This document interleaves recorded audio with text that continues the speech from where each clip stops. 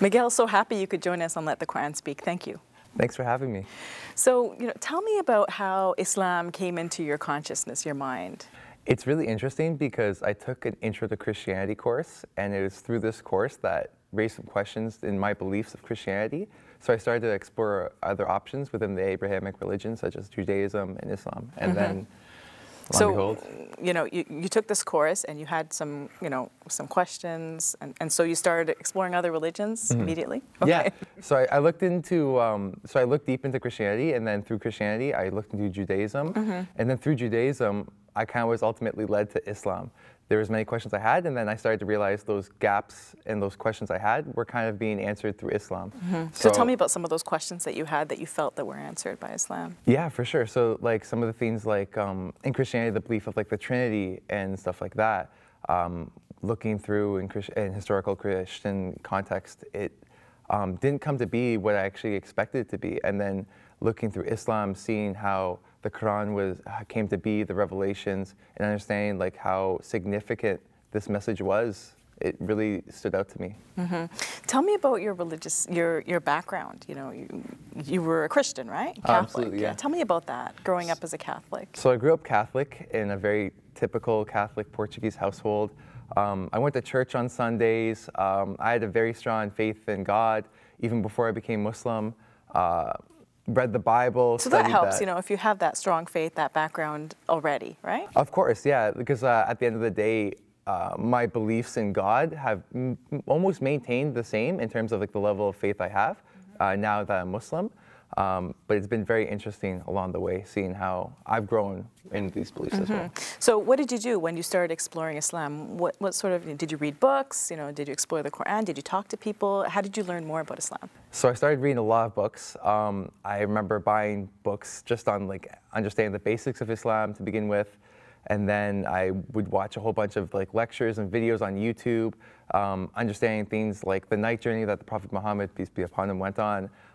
Understanding how like the physics, it was something really crazy but really interesting to me.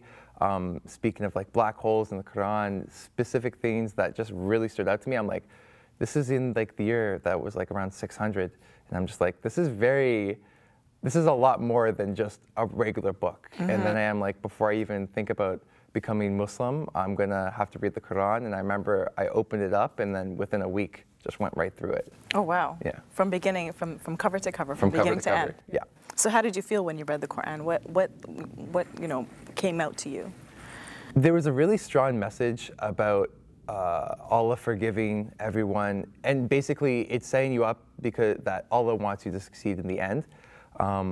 It was very interesting because as I'm going along the story or the book of the Quran, and I'm understanding more and more of it, I was actually very fortunate because I was being able to understand the historical context of where everything was coming from as well, which is very important, as well as seeing the translation. It was a very well done translation of it as well. And then being able to understand it, gave me a very good perspective of what Islam was.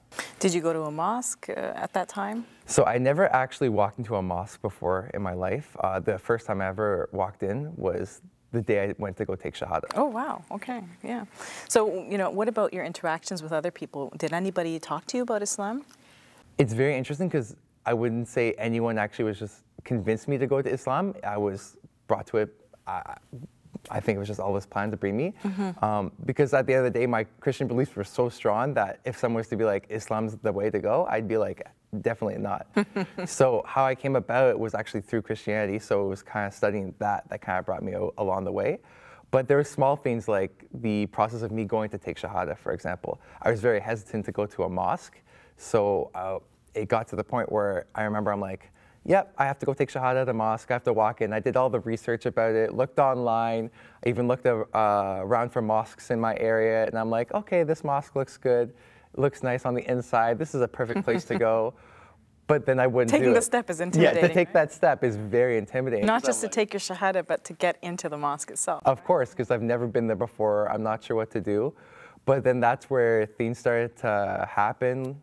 People I haven't spoken with in like 3, 4, 5 years all of a sudden message me and they're like, oh, you're reading the Quran. If you have any questions, just let me know. And I'm like, actually I do. I'm thinking about becoming Muslim. you want to help me out with this? And then they're like, yeah, let's go take Shahada kind of thing. And it was like that. So at what point did you decide that Islam is right for you? Because, I mean, you took this Christianity course, Intro to Christianity, and then you felt a little bit disillusioned, then you were exploring all these other religions, you came to Islam, and then at what point did you feel, okay, this is the religion that I want to follow? So I remember taking the course, the Intro to Christianity course, in about May of 2018. And then I remember about within 3-4 weeks, I dropped that course. And by June, I started reading a book on the basics of Islam. So around June 6th, I was like, I'm more likely going to become Muslim at this point. That was really fast. Yeah, it was really quick because I was like going through it and I'm like, I felt kind of like led to this religion for some reason, but it was really interesting how it all came to be. And I'm like, okay, around June 6th, I'm going to become Muslim. I kind of felt that deep down that was probably what's going to happen. But I'm like, before I do that, I have to read the Quran. I have to do at least a little bit more background research before I make this commitment 100%. And then I read the Quran, and then there was like a kind of like week period after everything that I was just like, yep, okay, this is it. So. How did your parents respond to you becoming a Muslim? It was really interesting because I took Shahada on August 2nd on a Thursday, and then I was told to come back to the mosque on Monday because someone would be there to teach me how to pray and understand how to read like the alphabet and read the Quran and stuff like that. So the next week I come, but I don't own a car, so I was asking my parents to borrow their car. So on Monday I go to the mosque, Tuesday, Wednesday, Thursday, and Friday, and this entire time I'm asking my parents for the car, and they're like, oh, where are you going? And I'm like, oh, I'm going to the mosque. And they're like, haha, funny, right? And then by Friday comes around, they're like, so where are you actually going? Are you like hanging out with friends? And I'm like, no, I'm going to the mosque. And they're like, so why are you doing that? And they're like, I'm like, oh, because I'm Muslim. And they're like, huh. And then my dad's just like, well, that's stupid. And then my mom was just like, I think she pretended not to hear it. But then like it kind of worked out because at the end of the day, my dad, a couple days later, my dad's like, oh, do you want me to buy you halal chicken? So, so you're very lucky in that sense that your parents, have been really welcoming and accepting. Yeah, I've been very lucky, very blessed. It's been a very easy process. And, yeah. So how has it been learning about the different, practices of Islam and trying to incorporate them into your life?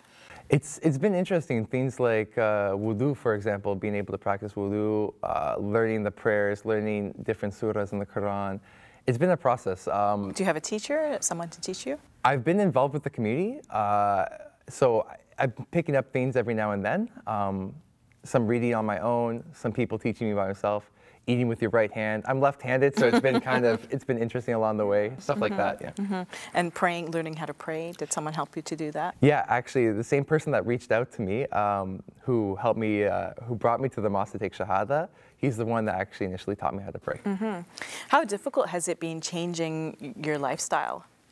It's been interesting because I wasn't really living a very different lifestyle. I was very traditional in my Christian beliefs, so going from that kind of traditional perspective in Christianity to Islam hasn't been that difficult of a change. I go from not really drinking to not drinking at all. I go to, instead of eating chicken, to eating halal chicken. Small things like that, it's been a very easy process.